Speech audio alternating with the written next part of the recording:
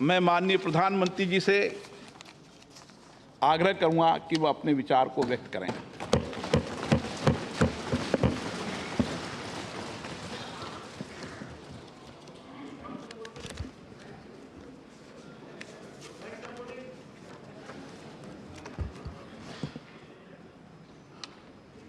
माननीय अध्यक्ष जी,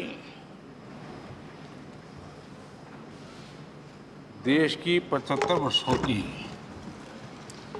संसदीय यात्रा, उसका एक बार पुनः स्मरण करने के लिए और नए सदन में जाने से पहले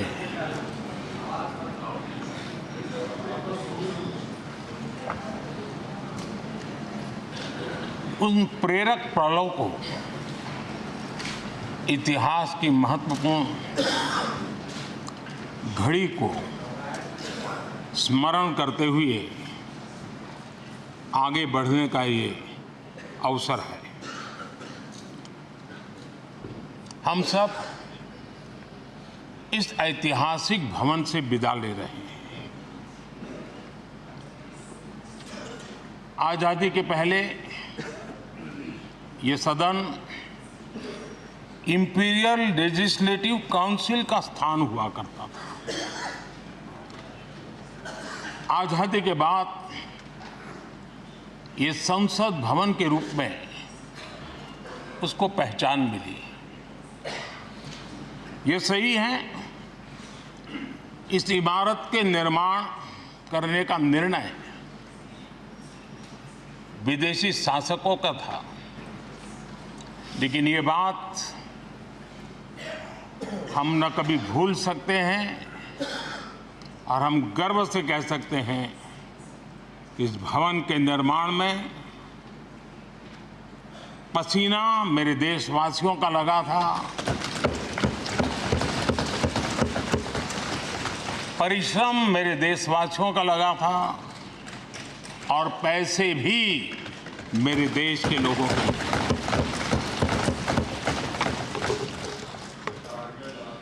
इस 75 वर्ष की हमारी यात्रा ने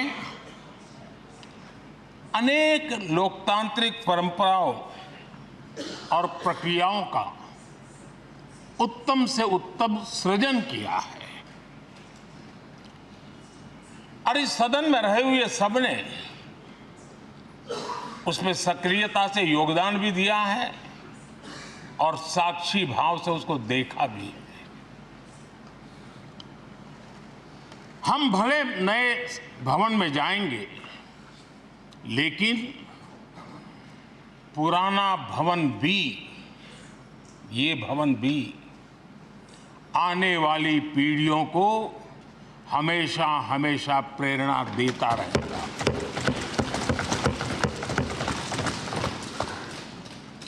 ये भारत के लोकतंत्र की स्वर्णिम यात्रा का एक महत्वपूर्ण अध्याय, जो सारी दुनिया को भारत की रगों में लोकतंत्र का सामर्थ्य कैसे है, इसका परिचित कराने का काम इस इमारत से होता रहेगा। आदरणीय अध्यक्ष जी, अमृतकाल की प्रथम प्रभा का प्रकाश राष्ट्र में एक नया विश्वास,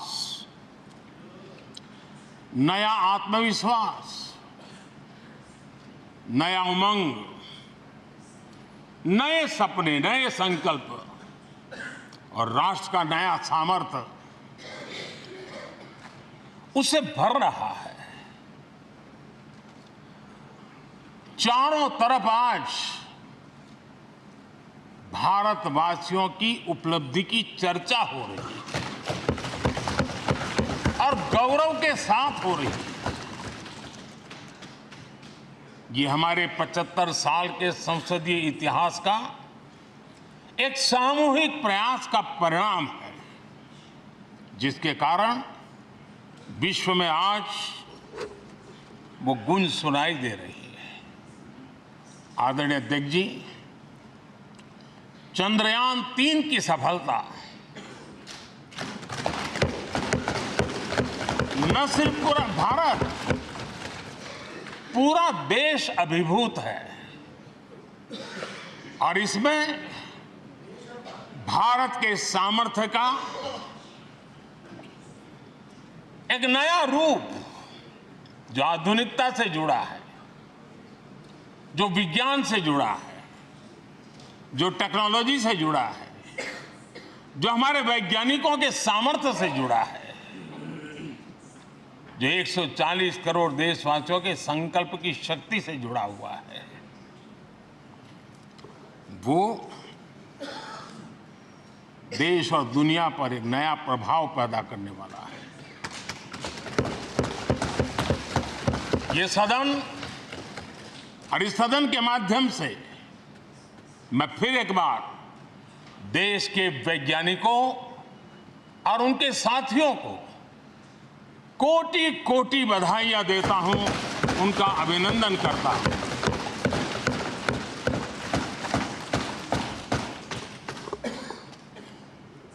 आदरणीय अध्यक्ष जी, ये सदन ने भूतकाल में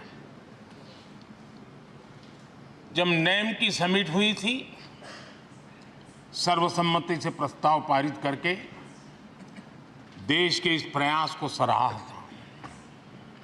आज G20 की सफलता को भी आपने सर्वसम्मति से सराहा है। मैं मानता हूं देशवासियों का आपने गौरव बढ़ाया है। मैं आपका आभार व्यक्त करता हूं। G20 की सफलता 140 करोड़ देशवासियों की है। ये भारत की सफलता है,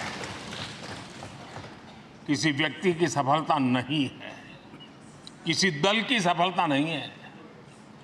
भारत के फेडरल स्ट्रक्चर ने, भारत की विविधता ने 60 स्थानों पर 200 से अधिक समिट और उसकी मेजबानी हिंदुस्तान के अलग अलग रंग रूप में देश की अलग अलग सरकारों ने बड़े आन बान शान से की और ये प्रभाव पूरे विश्व भर के मन पर पड़ा हुआ है। ये हम सबके सेलिब्रेट करने वाला विषय है, देश के गौरवगान को बढ़ाने वाला है। और जैसा आपने उल्लेख किया, भारत इस बात के लिए गर्व करेगा, जब भारत अध्यक्ष रहा उस समय अफ्रीकन यूनियन इसका सदस्य बना। मैं उस इमोशनल पल को भूल नहीं सकता जब अफ्रीकन यूनियन की घोषणा हुई और अफ्रीकन यूनियन के प्रेसिडेंट, उन्होंने एक इंटरव्यू में कहा कि मेरे जीवन में ऐसी पल थी, शायद मैं बोलते बोलते रो पड़ूंगा। आप कल्पना कर सकते हैं कि कितनी बड़ी अपेक्षा और आशाएं पूरी करने का काम भारत के भाग्य में आया। आदरणीय अध्यक्ष जी, भारत के प्रति शक करने का एक स्वभाव कई लोगों का बना हुआ है और जब आजादी मिली तब से चल रहा है। इस बार भी यही था, कोई डिक्लेरेशन नहीं होगा, असंभव है। लेकिन ये भारत की ताकत है कि वह भी हुआ और विश्व सर्वसम्मति से एक साझा घोषणा पत्र लेकर के आगे का रोड मैप लेकर के यहाँ से प्रारंभ हुआ है। और अध्यक्ष जी, आपके नेतृत्व में, क्योंकि भारत की अध्यक्षता नवंबर के आखिरी दिन तक है, इसलिए अभी हमारे पास जो समय है उसका उपयोग हम करने वाले हैं और आपकी अध्यक्षता में दुनिया भर के ये जो G20 के सदस्य हैं, P20 पार्लियामेंट के स्पीकर्स की एक समिट, जैसे आपने घोषणा की, सरकार का आपके इस प्रयासों को पूरा समर्थन रहेगा, पूरा सहयोग रहेगा। आदरणीय अध्यक्ष जी, हम सबके लिए गर्व की बात है कि आज भारत विश्व मित्र के रूप में अपनी जगह बना पाया है। पूरा विश्व भारत में अपना मित्र खोज रहा है। पूरा विश्व भारत की मित्रता को अनुभव कर रहा है और उसका मूल कारण है हमारे जो संस्कार है, वेद से विवेकानंद तक जो हमने पाया है। सबका साथ सबका विकास का मंत्र आज विश्व को हमें साथ लाने में जोड़ रहा है। आदरणीय अध्यक्ष जी, ये सदन से विदाई लेना एक बहुत ही भावुक पल है। परिवार भी अगर पुराना घर छोड़ करके नए घर जाता है तो बहुत सारी यादें कुछ पल के लिए उसको झकझोर देती है। और हम जब ये सदन को छोड़ के जा रहे हैं तो हमारा मन मस्तिष्क भी उन भावनाओं से भरा हुआ है, अनेक यादों से भरा हुआ है। खट्टे मीठे अनुभव भी रहे हैं, नोकझोंक भी रही है, कभी संघर्ष का माहौल भी रहा है और कभी इसी सदन में उत्सव और उमंग का माहौल भी रहा है। ये सारी स्मृतियां हमारे साथ हम सबकी साझी स्मृतियां हैं, ये हम सबकी साझी विरासत है और इसलिए इसका गौरव भी हम सबका साझा है।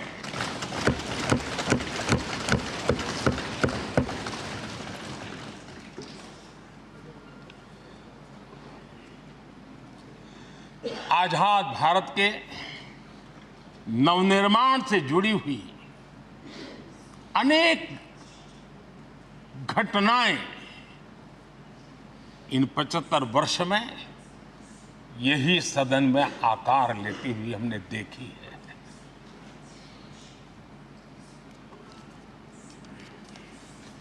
आज हम जब इस सदन को छोड़ करके नए सदन की ओर प्रस्थान करने वाले हैं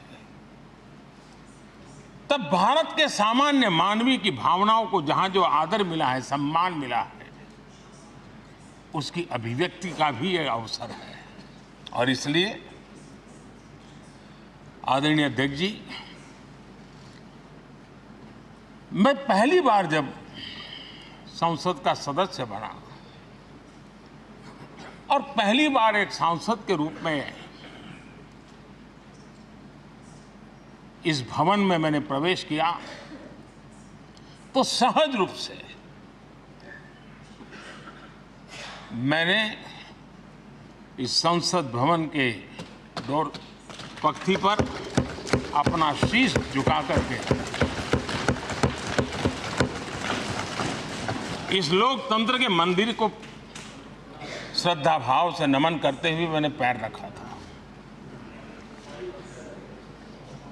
वो पल मेरे लिए भावनाओं से भरी हुई थी, मैं कल्पना नहीं कर सकता था। लेकिन भारत के लोकतंत्र की ताकत है, भारत के सामान्य मानवीय की लोकतंत्र के प्रति श्रद्धा का प्रतिबिंब है कि रेलवे प्लेटफॉर्म पर गुजारा करने वाला एक गरीब परिवार का बच्चा पार्लियामेंट पहुंच जाता है।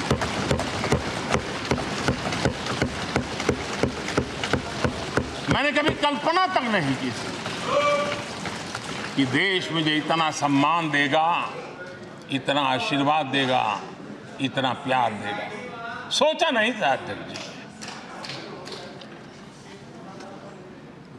आदरणीय अध्यक्ष जी, हम में से बहुत लोग हैं जो संसद भवन के अंदर जो चीज़ें लिखी गई उसको पढ़ते भी रहते हैं, कभी कभी उसका उल्लेख भी करते हैं।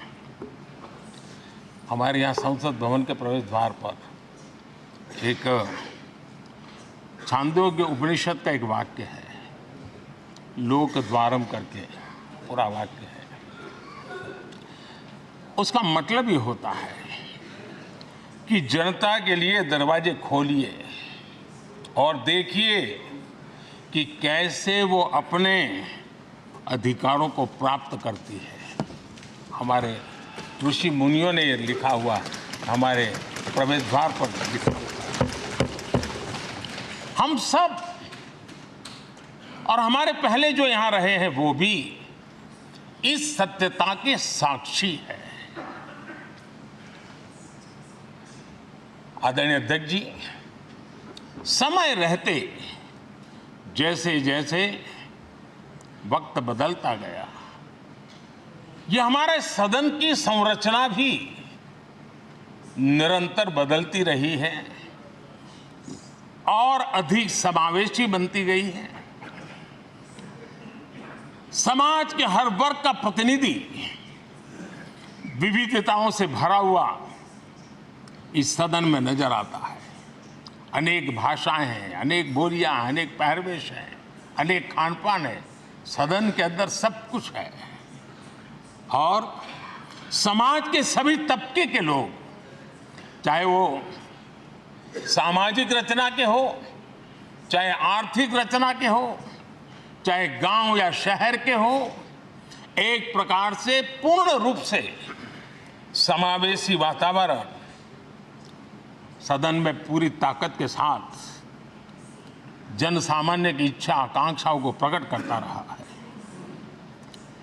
दलित हो, पीड़ित हो, आदिवासी हो, पिछड़े हो, महिलाएं हो, हर एक का धीरे धीरे धीरे योगदान बढ़ता चला गया है। आदरणीय अध्यक्ष जी, प्रारंभ में महिलाओं की सदस्य संख्या कम थी, लेकिन धीरे धीरे माताओं बहनों ने भी इस सदन की गरिमा को बढ़ाया है। इस सदन के गरिमा में बहुत बड़ा बदलाव लाने में उनका योगदान रहा है। आदरणीय अध्यक्ष जी, प्रारंभ से अब तक एक मोटा हिसाब लगाता था, करीब 7,500 से अधिक जनप्रतिनिधि दोनों सदनों में मिलाकर के योगदान दे चुके हैं। इतने सालों में 7,500 से करीब ज्यादा। इस कालखंड में करीब 600 महिला सांसदों ने भी इस सदन की गरिमा को बढ़ाया है, दोनों सदन की। और आदरणीय अध्यक्ष जी, आप जानते हैं कि इस सदन में आदरणीय इंद्रजीत गुप्ता जी 43 ईयर, अगर मेरी गलती नहीं हो तो 43 ईयर इस सदन में लंबा समय बैठ करके इस सदन के साक्षी बनने का उनको सौभाग्य मिला। और यही सदन है आदरणीय अध्यक्ष जी, जहां शकीकुर रहमान जी 93 की एज में भी सदन में अपना योगदान देते रहे, जबकि उनकी उम्र 93। और आदरणीय अध्यक्ष जी, ये भारत के लोकतंत्र की ताकत है कि 25 साल की उम्र की चंद्रमणि मुर्मू इस सदन की सदस्य बनी थी। सिर्फ 25 साल की उम्र की, सबसे छोटी उम्र की सदस्य बनी थी। आदरणीय अध्यक्ष महोदय, वाद विवाद, कटाक्ष, ये सब कुछ हम सब ने अनुभव किया है, हम सब ने इनिशिएट भी किया है, कोई बाकी नहीं है। लेकिन उसके बावजूद भी शायद जो परिवार भाव हम लोगों के बीच में रहा है, हमारे पहले की पीढ़ियों में भी रहा है, जो लोग प्रचार माध्यमों से हमारे यहाँ का रूप देखते हैं और बाहर निकलते ही हमारा जो अपनापन होता है, परिवार भाव होता है, वो एक अलग ही ऊंचाई पर ले जाता है। और ये भी इस सदन की ताकत है, एक परिवार भाव। और उसके साथ साथ हम कभी कड़वाहट पाल करके नहीं जाते हैं, हम उसी प्यार से सदन छोड़ने के कई वर्षों के बाद भी मिल जाए तो भी उस प्यार को कभी भूलते नहीं है, उस स्नेह भरे याद दिनों को भूलते नहीं है। वो मैं अनुभव कर सकता हूँ। आदरणीय अध्यक्ष जी, हमारे पहले भी और वर्तमान भी हमने कई बार देखा है कि अनेक संकटों के बावजूद भी अनेक असुविधाओं के बावजूद भी सांसद सदन में आए हैं और उन्होंने शारीरिक पीड़ा भी असह्य हो तो भी सदन में एक सांसद के रूप में, जनप्रतिनिधि के रूप में अपना कर्तव्य निभाया है। ऐसी अनेक घटनाएं आज हमारे सामने हैं। गंभीर गंभीर बीमारियों के बावजूद भी कोई व्हीलचेयर में आना पड़ा, किसी को डॉक्टरों को बाहर खड़े रख करके अंदर आना पड़ता, लेकिन सभी सांसदों ने कभी न कभी इस प्रकार से अपनी भूमिका निभाई। कोरोना काल हमारे सामने उदाहरण है। हर परिवार में रहता था कहीं बाहर जाए तो मौत को बुलावा न दे दे, उसके बावजूद भी हमारे माननीय सांसद दोनों सदन में कोरोना काल के इस संकट की घड़ी में भी सदन में आए, अपना कर्तव्य निभाया। हमने राष्ट्र का काम रुकने नहीं दिया। आवश्यकता पड़ी, डिस्टेंस रखना भी था और बार बार टेस्टिंग भी करना पड़ता था। सदन में आते थे लेकिन मास्क पहनना पड़ता था। बैठने की रचना भी अलग अलग की, समय भी बदले गए। हर चीज के साथ राष्ट्र का काम रुकना नहीं चाहिए, इस भाव से सभी सदस्यों ने इस सदन को अपने कर्तव्य का महत्वपूर्ण अंग माना, संसद को चलाए रखा। और मैंने देखा है कि इस सदन से इतना लगाव लोगों का रहता है कि पहले कभी हम देखते थे कोई 30 साल पहले सांसद रहा होगा, कोई 35 साल पहले रहा होगा, लेकिन वो सेंट्रल हॉल तो जरूर आएगा। जैसे मंदिर जाने की आदत होती है वैसे उनको सदन में आने की आदत है। इस जगह का लगाव बन जाता है, एक आत्मीय भाव से जुड़ाव हो जाता है। और ऐसे बहुत से पुराने लोग हैं जो आते जाते में मन करता है जरा चलो एक चक्कर काट ले। आज उनका जनप्रतिनिधि के नाते दायित्व तो नहीं है, लेकिन भूमि के प्रति उनका लगाव हो जाता है। ये सामर्थ्य होता है इस सदन का। आदरणीय अध्यक्ष महोदय, आजादी के बाद बहुत बड़े बड़े विद्वान लोगों ने बहुत आशंकाएं व्यक्त की थी। पता नहीं देश का क्या होगा, चल पाएगा कि नहीं चल पाएगा, एक रहेगा कि बिखर जाएगा, लोकतंत्र बना रहेगा नहीं, 50। लेकिन इस देश की संसद की ताकत है कि पूरे विश्व को गलत सिद्ध कर दिया और ये राष्ट्र पूरे सामर्थ्य के साथ आगे बढ़ता रहा। और इस विश्वास से कि हम भले आशंकाएं होंगी, घने काले बादल होंगे, लेकिन सफलता प्राप्त करते रहेंगे। और ये हम सब लोगों ने, हमारी पुरानी पीढ़ियों ने मिलकर के इस काम को करके दिखाया है। इसका गौरवगान करने का ये अवसर है।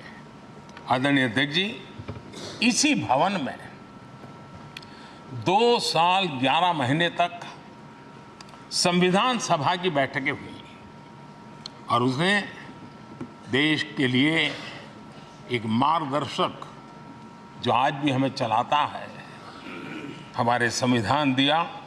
और 26 नवंबर 1949 को जो संविधान हमें मिला वो 26 जनवरी 1950 को लागू हुआ। इन 75 वर्षों में सबसे बड़ा जो अचीवमेंट है वो ये है कि देश के सामान्य मानवी का इस संसद पर विश्वास बढ़ता ही गया है। और लोकतंत्र की सबसे बड़ी ताकत यही है कि इस महान संस्था के प्रति, इस महान इंस्टीट्यूशन के प्रति, इस व्यवस्था के प्रति उनका विश्वास अटूट रहे, विश्वास उनका बना रहे। इन 75 वर्षों में हमारी संसद ने जन भावनाओं की अभिव्यक्ति का भवन भी बना दिया। यहाँ जन भावनाओं की पुरजोश अभिव्यक्ति और हम देखते हैं राजेंद्र बाबू से लेकर डॉक्टर कलाम, रामनाथ जी कोविंद और अभी द्रौपदी मुर्मू जी, इन सब के संबोधन का लाभ हमारे सदनों को मिला है, उनका मार्गदर्शन मिला है। आदरणीय अध्यक्ष जी, पंडित नेहरू जी, शास्त्री जी, वहां से लेकर के अटल जी, मनमोहन सिंह जी तक एक बहुत बड़ी श्रृंखला जिसने इस सदन का नेतृत्व किया है और सदन के माध्यम से देश को दिशा दी है, देश को नए रंग रूप में ढालने के लिए उन्होंने परिश्रम किया है, पुरुषार्थ किया है। आज उन सब का गौरवगान करने का भी अवसर है। आदरणीय अध्यक्ष जी, सरदार वल्लभ भाई पटेल, लोहिया जी, चंद्रशेखर जी, आडवाणी जी, न जाने अनगिनत नाम, जिन्होंने हमारे इस सदन को समृद्ध करने में, चर्चाओं को समृद्ध करने के लिए, देश के सामान्य से सामान्य व्यक्ति की आवाज को ताकत देने का काम इस सदन में किया है। विश्व के भी अनेक राष्ट्राध्यक्षों ने हमारे इन सदनों को संबोधित करने का भी अवसर आए हैं और उनकी बातों में भी भारत के लोकतंत्र के प्रति आदर का भाव व्यक्त हुआ है। आदरणीय अध्यक्ष जी, उमंग उत्साह के पल के बीच भी कभी सदन की आंख से आंसू भी बहे। ये सदन दर्द से भर गया जब देश को 3 अपने प्रधानमंत्री उनको अपने कार्यकाल में ही खोने की नौबत आई, नेहरू जी, शास्त्री जी और इंदिरा जी। तब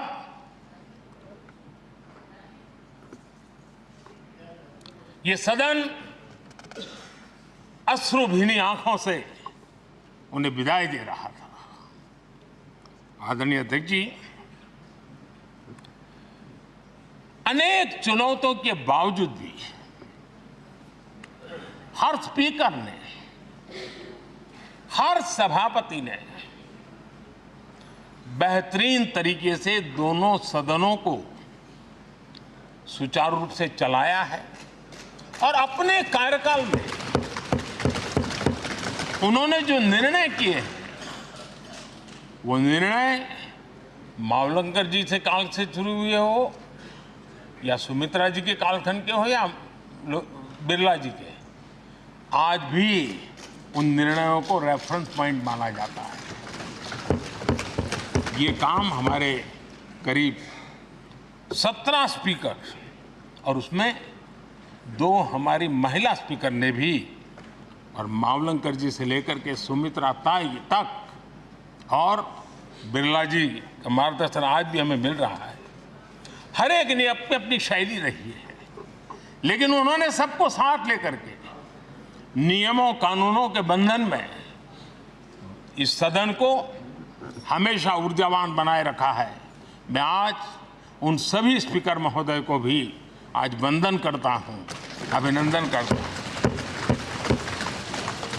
आदरणीय अध्यक्ष जी, ये सही है कि हम जनप्रतिनिधि अपनी अपनी भूमिका निभाते हैं, लेकिन सातत्यपूर्ण तरीके से हमारे बीच जो एक टोली बैठती है, उनकी भी कई पीढ़ियां बदल गई है। कभी कागज लेके दौड़ के आते हैं, उनका भी योगदान कम नहीं है।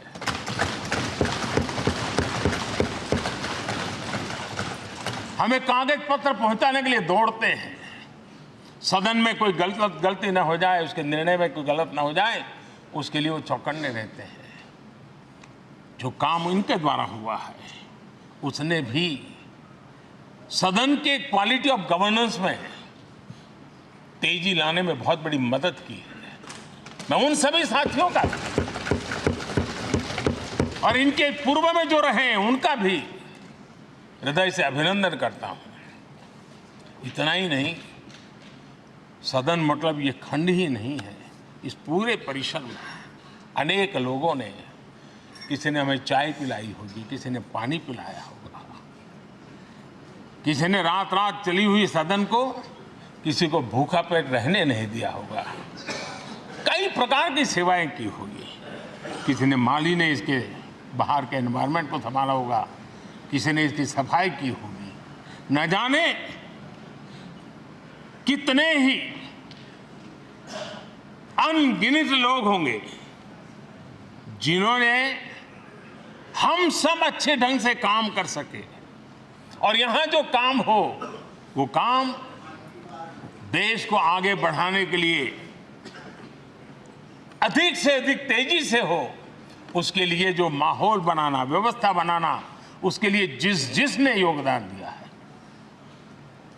मेरी तरफ से भी और इस सदन की तरफ से भी मैं उनका विशेष रूप से नमन करता हूं।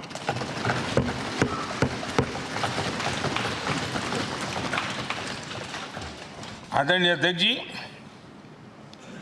लोकतंत्र का ये सदन, आतंकी हमला हुआ, पूरे विश्व में यह आतंकी हमला एक इमारत पर नहीं था, ये मदर ऑफ डेमोक्रेसी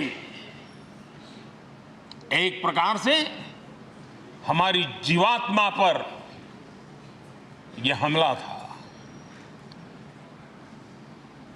ये देश उस घटना को कभी भूल नहीं सकता है, लेकिन आतंकियों से लड़ते लड़ते सदन को बचाने के लिए और हर सदस्य को बचाने के लिए जिन्होंने अपने सीने पर गोलियां झेली, आज मैं उनको भी नमन करता हूं। हमारे बीच नहीं है, लेकिन उन्होंने बहुत बड़ी रक्षा की है। आदरणीय अध्यक्ष जी, जब आज हम इस सदन को छोड़ रहे हैं, तब मैं उन पत्रकार मित्रों को भी याद करना चाहता हूं जिन्होंने जीवन में, कुछ लोग तो ऐसे हैं जिन्होंने पूरा जीवन अपने कार्यकाल में संसद के काम को ही उन्होंने रिपोर्ट किया है। एक प्रकार से वो जीवंत साक्षी रहे हैं।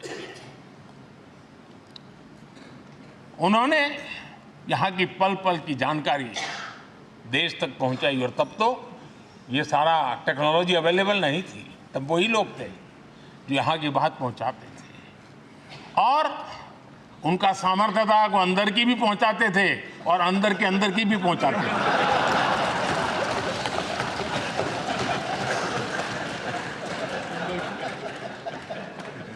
और मैंने देखा कि ऐसे पत्रकारिता जिन्होंने संसद को कवर किया, शायद उनके नाम जाने नहीं जाते होंगे, लेकिन उनके काम को कोई भूल नहीं सकता है। और खबरों को लिए नहीं, भारत की इस विकास यात्रा को संसद भवन से समझने के लिए उन्होंने अपनी शक्ति खपा दी थी। आज भी पुराने जो पत्रकार मित्र मिल जाते हैं और जिन्होंने कभी संसद को कवर किया हो, तो ऐसी अननोन चीजें बताते हैं जो उन्होंने अपनी आंखों से देखी होती है, कान से सुनी होती है, जो अचरज करने वाली होती है। यानी एक प्रकार से जैसी ताकत यहाँ की दीवारों की रही है, वैसा ही दर्पण उनकी कलम में रहा है, और उस कलम ने देश के अंदर संसद के प्रति, संसद सदस्यों के प्रति एक अहोभाव का भाव जगाया है। मैं आज, कई पत्रकार बंधु होंगे जो रहे नहीं होंगे, लेकिन मेरे लिए जैसा ये सदन छोड़ना भावुक पल है, मैं पक्का मानता हूं इन पत्रकार बंधुओं के लिए भी ये सदन छोड़ना उतना ही भावुक पल होगा, क्योंकि इनका लगाव हमसे भी ज्यादा रहे हैं। कुछ तो पत्रकार ऐसे होंगे जो हम लोगों की टर्म से भी सब है, उन्होंने काम किया होगा। आज उनके उस महत्वपूर्ण लोकतंत्र की ताकत बनने के लिए, योगदान देने के लिए भी याद करने का अवसर है। आदरणीय अध्यक्ष जी, जब हम सदन के अंदर आते हैं, हमारे यहां नाद ब्रह्म की कल्पना है। हमारे शास्त्रों में माना गया है किसी एक स्थान पर अनेक बार एक ही लय में उच्चारण होता है तो वो तपोस्थली बन जाता है, उसके एक पॉजिटिव वाइब होते हैं। नाद की एक ताकत होती है जो स्थान को सिद्धि स्थान में परिवर्तित कर देती है। मैं मानता हूं ये सदन भी उस 7-7.5 हजार जनप्रतिनिधियों के द्वारा बार बार जो शब्द गूंजे हैं, जो वाणी यहां गूंजी है, उसने इस सदन में हम बैठकर आगे चर्चा करें या ना करें, लेकिन इसकी गूंज इसे तीर्थ क्षेत्र बना देती है।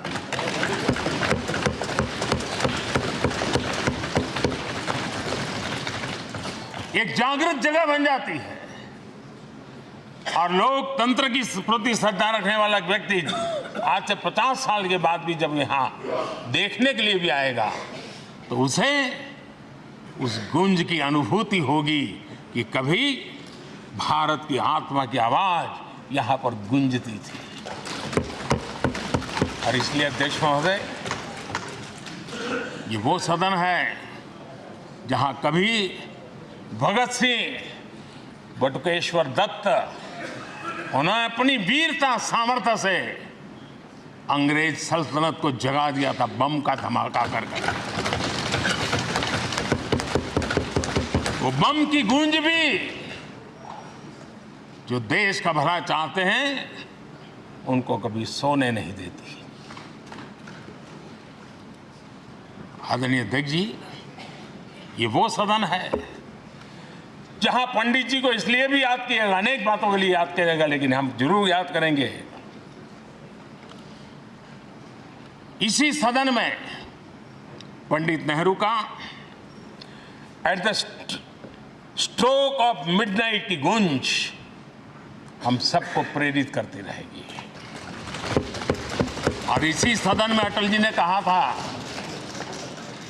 वो शब्द आज भी गूंज रहे हैं इस सदन में, सरकारें आएगी जाएगी, पार्टियां बनेगी बिगड़ेगी, लेकिन ये देश रहना चाहिए।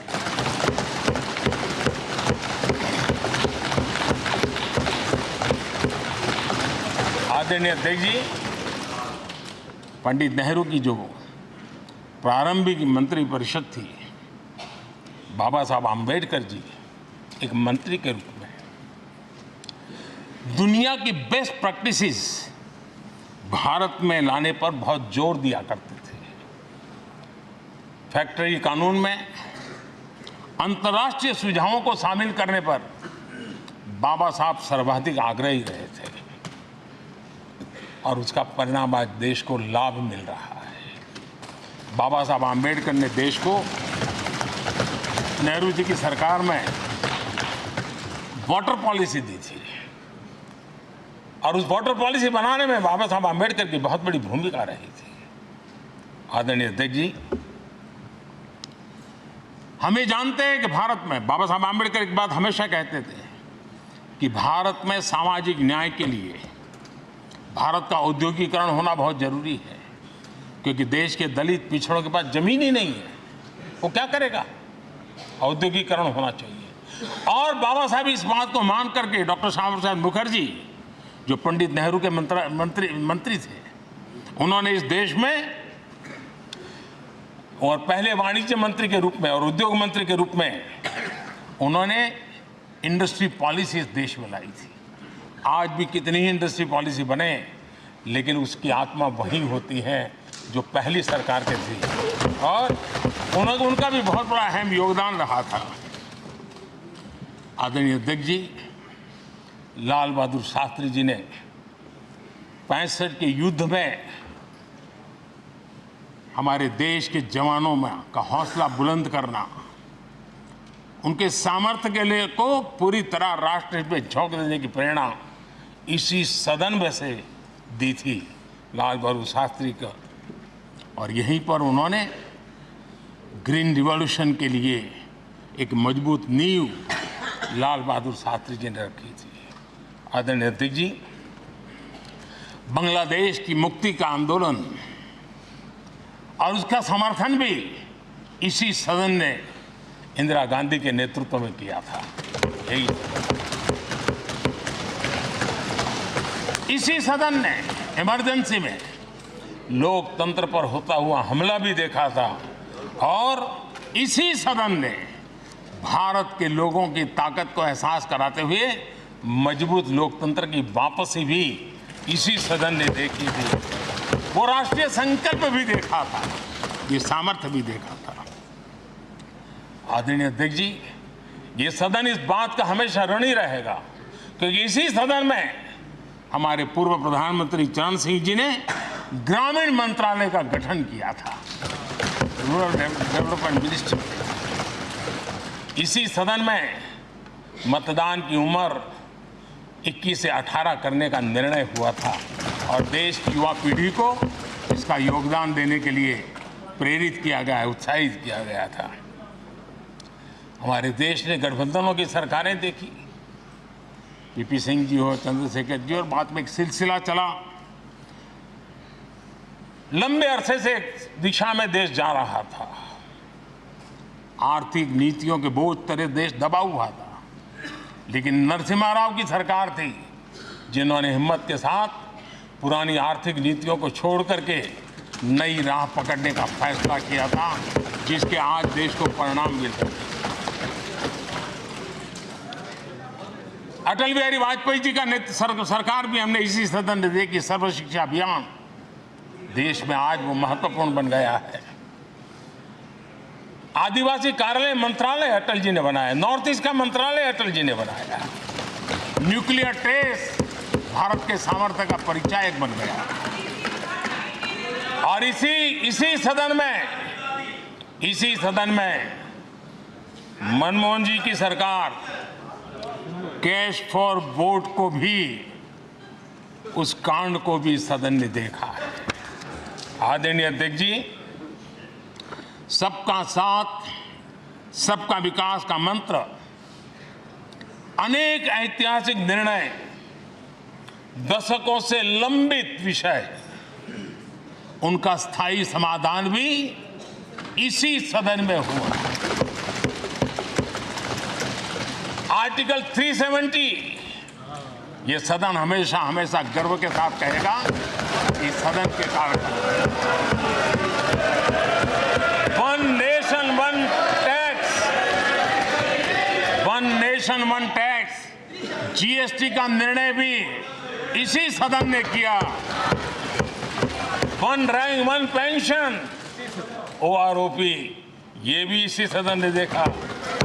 गरीबों के लिए 10% आरक्षण कोई विवाद के बिना पहली बार देश में करने में सफल लगे। आदरणीय अध्यक्ष जी, भारत के लोकतंत्र में तमाम उतार चढ़ाव हमने देखे, और ये सदन लोकतंत्र की ताकत है, लोकतंत्र की ताकत की साक्षी है, जन विश्वास का एक केंद्र बिंदु रहा है। इस सदन की विशेषता देखिए, और दुनिया के लोगों का आज भी ऐतराज होता है, ये सदन है जिसमें कभी 4 सांसद वाली पार्टी सत्ता में होती थी और 100 सदस्य वाली पार्टी विपक्ष में बैठती थी। ये भी सामर्थ्य इस सदन के लोकतंत्र की ताकत का परिचय कराता है। और यही सदन है जिसमें एक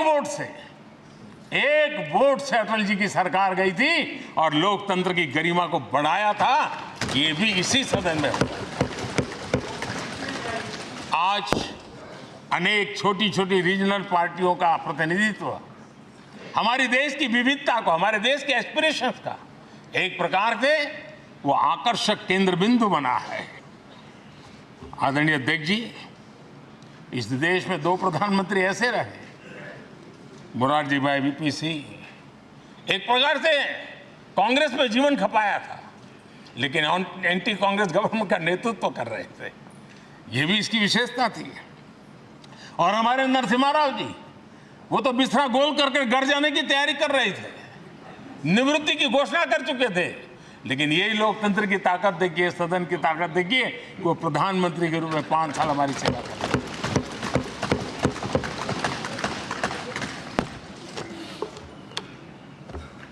आदरणीय अध्यक्ष जी, सबकी सहमति से कठिन कार्य होते हुए हमने देखे हैं। 2000 की साल थी, अटल जी की सरकार थी। इसी सदन ने 3 राज्यों का गठन सर्व स्वीकृति से किया और बड़े उमंग उत्साह से किया। जब छत्तीसगढ़ की रचना हुई तो उत्सव छत्तीसगढ़ ने भी मनाया, उत्सव मध्य प्रदेश ने भी मनाया। जब उत्तराखंड की रचना हुई तो उत्सव उत्तराखंड ने भी मनाया, उत्सव उत्तर प्रदेश ने भी मनाया। जब झारखंड की रचना हुई तो उत्सव झारखंड ने भी मनाया, उत्सव बिहार ने भी बताया। ये हमारे सदन का सामर्थ्य, सब सहमति का वातावरण बना करके। लेकिन कुछ कड़वी यादें वो भी हैं कि तेलंगाना के हक को दबोचने के लिए भारी प्रयास हुए, खून की नदियां भी बही और बनने के बाद न तेलंगाना उत्सव मना पाया, न आंध्र उत्सव मना पाया। एक कटुता के बीज बो दिए गए। अच्छा होता उसी उमंग और उत्साह के साथ हम तेलंगाना का निर्माण करते तो एक नई ऊंचाई पर आज तेलंगाना पहुंच चुका होता। आदरणीय अध्यक्ष जी, संविधान सभा ने, आदरणीय अध्यक्ष जी, इस सदन की परंपरा रही है। संविधान सभा ने उस समय अपना दैनिक भत्ता 45 रुपये से कम करके 40 कर दिया था। उनको लगा हमें इसको कम करना चाहिए। आदरणीय अध्यक्ष जी, यही सदन है कैंटीन में मिलने वाली सब्सिडी, जो बहुत कम पैसे में खाना मिलता था, इसी सदस्यों ने उस सब्सिडी को भी खत्म कर दिया और पूरा पैसा देकर के अब कैंटीन में खाते हैं।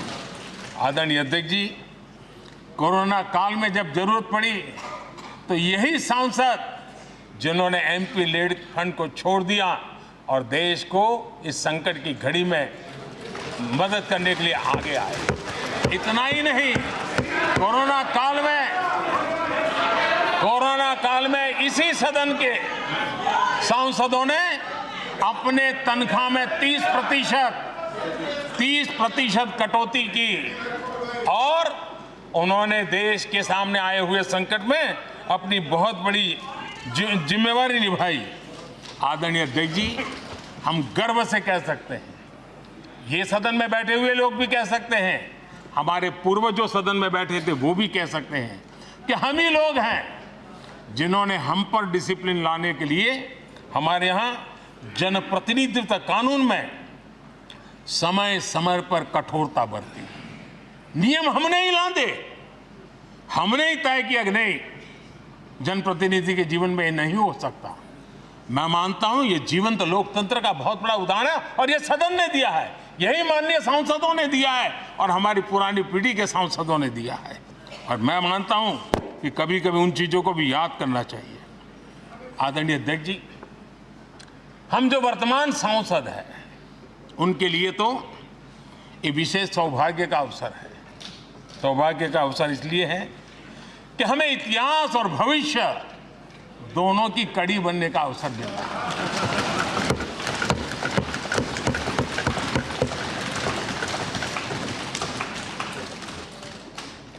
कल और आज से जुड़ने का हमें अवसर मिल रहा है और आने वाली कल निर्माण करने का एक नया विश्वास, नया उमंग, नए उत्साह के साथ हम यहां से विदाई लेने वाले हैं।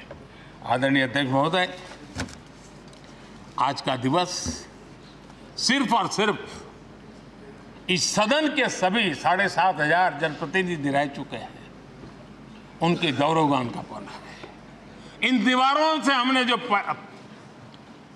प्रेरणा पाई है, जो नया विश्वास पाया है, उसको लेकर जाने का है। बहुत सी बातें ऐसी थी जो सदन में हर किसी की ताली की हकदार थी, लेकिन शायद राजनीति उसमें भी आड़े आ रही है।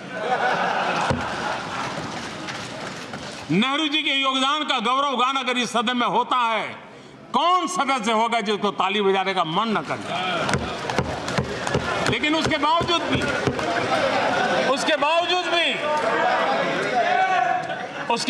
भी देश के लोकतंत्र के लिए बहुत जरूरी है हम सब ने अपने यहाँ सोच लें। आदरणीय अध्यक्ष जी, मुझे पूरा विश्वास है कि आपके मार्गदर्शन में और इस अनुभवी माननीय सांसदों के सामर्थ्य से हम नई संसद में जब जाएंगे तो नए विश्वास के साथ जाएंगे। मैं फिर एक बार आज पूरा दिवस आपने इन पुरानी स्मृतियों को ताज़ा करने के लिए दिया, एक अच्छे वातावरण में सबको याद करने का मौका दिया। इसके लिए मैं आप सब का आपका हृदय से आभार व्यक्त करता हूं और मैं सभी सदस्यों से आग्रह करूंगा कि अपने जीवन के ऐसी मधुर यादों को यहां हम जरूर व्यक्त करें, ताकि देश तक पहुंचे कि सचमुच में ये हमारा सदन, ये हमारे जनप्रतिनिधियों की गतिविधि सच्चे अर्थ में देश को समर्पित है, इसका भाव लोगों के तक पहुंचे। इसी एक अपेक्षा के साथ मैं फिर एक बार इस धरती को प्रणाम करता हूं,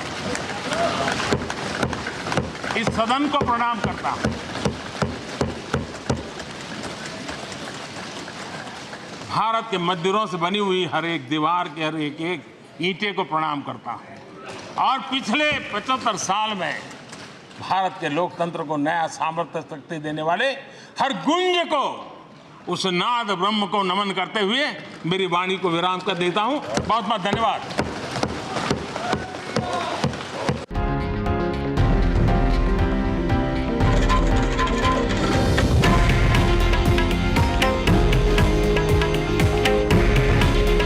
हे आहे देशातील नंबर 1 न्यूज नेटवर्क आणि आपण पाहत आहात TV9 मराठी।